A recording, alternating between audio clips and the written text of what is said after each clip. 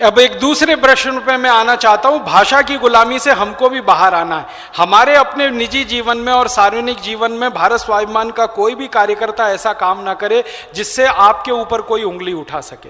तो आप आज से ही मन में ये संकल्प ले लीजिए कि भाई भाषा के प्रति हमारे मन में इतनी संवेदना तो होनी चाहिए कि अपने जीवन के हर काम को करते समय हम हमारी मातृभाषा का उपयोग करें, राष्ट्रभाषा का, मातृभाषा का, ये आपके जीवन में आना चाहिए। तो कहां से शुरू होगा? सबसे पहले अपने घर से शुरू करिए। आपके घर में देखिए, आपने अपने भाई बहनों के नाम, बेटे बेटियों के नाम कुछ अंग्रेजी वाले तो नहीं रखे हुए हैं?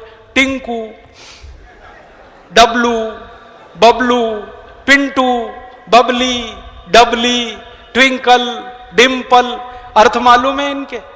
बता दो, जबरदस्ती नाम रख के बैठे हुए। बता दो। ये जो टिंकू है ना, टिंकू, एक बार मैं डिक्शनरी लेके बैठा कि इन शब्दों के अर्थ ढूंढे जाएं, तो 17वीं शताब्दी की वेबस्टर डिक्शनरी में इनके अर्थ मिले। टिंकू का अर्थ होता है आवारा लड़का। आवारा तो समझते हैं, बाप की ना सुने, मां की ना सुने, घर में कभी ना रहे, घर का कोई काम ना करे, कुछ भी बोलो तो हमेशा उसको टालता रहे, उल्टा करे, उसको अंग्रेजी में टिंकू कहते हैं। और हम मूर्ख भारतवासियों ने अपने होनहार उच्च आदर्शों वाले बच्चों का नाम टिंकू रखा हुआ। मुझे बहुत गुस्सा आता है, किसी घर में मैं चला जाऊं, पिताजी का नाम है रामदयाल, माताजी का नाम है गायत्री देवी, बेटा टिंकू आ गया उनका। अब रामदयाल और गायत्री देवी का टिंकू कहां से आया, ये जरा खोज का विषय है और शोध का विषय है। ना उसका बदलवा देंगे। तो आप जो है न जिसका किसी का नाम ऐसा हो तो उसका बदलवा दे, उसका रामदयाल का रामदास। हाथ जोड़कर विनती है कि आपके परिवार के भाई बहनों के बेटे बेटियों के नाम अगर इस तरह के हैं, तुरंत इनको बदल दीजिए। अपने पास हिंदी नामों की कोई कमी नहीं है, संस्कृत नामों की कोई कमी नहीं, गुजराती, मराठी, तमिल, तेलुगु नामों की कमी नहीं है। तो यहां से शुरू करिए अपने जीवन में, यहां से शुरू करिए। दूसरा काम आप एक और करिए अपने निजी जीवन में, भाषा की गुलामी से बाहर आने के लिए। आप अगर बैंक में अपना खाता खोलते हैं तो हस्ताक्षर कभी भी अंग्रेजी में मत करिए।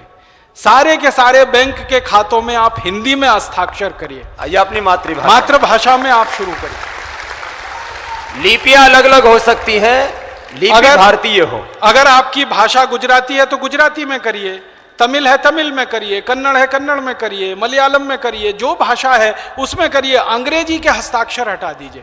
फिर आप कहेंगे जी अकाउंट तो खुल गया है, तो बदल दीजिए। आपको मालूम है बैंक में ऐसी सुविधा है, जब चाहेंगे आपके हस्ताक्षर का नमूना बदलने के लिए बैंक तैयार है। आपको उसका एक सूचना बैंक को देनी है, बैंक आपकी इस सुविधा से कर देगा। तीसरा, अपने जीवन में वहां से शुरू करिए कि कोई चेक लिख रहे हैं तो उसको कभी भी अंग्रेजी में मत लिखिए, हिंदी में ही लिखिए।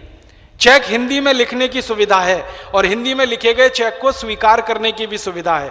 गुजराती, मराठी सभी भाषाओं में चेक लिखने की सुविधा है, चेक को स्वीकार करने की सुविधा है। तो सारे चेक आपके मातृभाषाओं में लिखे जाएं, राष्ट्रभाषा में लिखे जाएं। चेक पर हस्ताक्षर आपकी मातृभाषा में हो, राष्ट्रभाषा में हो।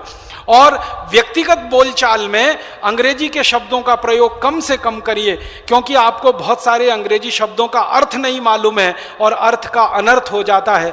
हर शब्द का अपना एक इतिहास होता है, ऐसे ही अंग्रेजी शब्दों का अपना एक इतिहास है। लेकिन उस इतिहास को जानकर अगर आप शब्द इस्तेमाल करते हैं तब तो आपको छूट है।